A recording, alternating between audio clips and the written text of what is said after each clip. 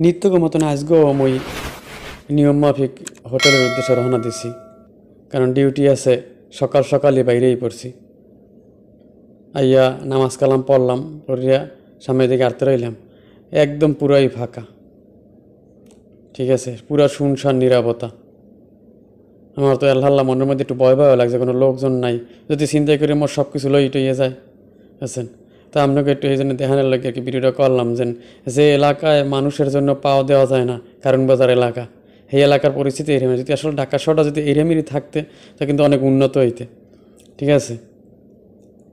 দেখেন কত সুন্দর পরিজন, বাপ মা ভাই বোন সব রাইখা ঢাকা শহরে আল্লাহ ঈদ করতেছি, আর আমিগুলাকে এই সময় কাটাইতেছি। দেখেন কত সুন্দর ঢাকা শহরটা।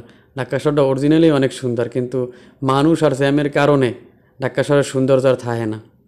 দেখেন সব শুনশান নিরাপত্তা, ভুতুরে পরিবেশ হয়ে রয়েছে, ঠিক আছে। এটা ব্যস্ততম এলাকায় কারণ বাজার এলাকা। দেখেন কারণ বাজারের অবস্থা খুব খারাপ, একদম পুরা নিরাপত্তা হয়ে রয়েছে। আমি দেখে পুরাই অবাক, এ কি ঢাকা শহর? কারণ ঢাকা শহর আগে তো কোনো সময় ঈদ করি নেই, এই প্রথম ঈদ করতে আসি। দেখে আমি একটু অবাক হয়ে গেলাম। প্রতিদিন যে চিত্র দিয়ে আজকে একটু ভিন্ন চিত্র, এই জন্যই একটু ভিডিওটা করা।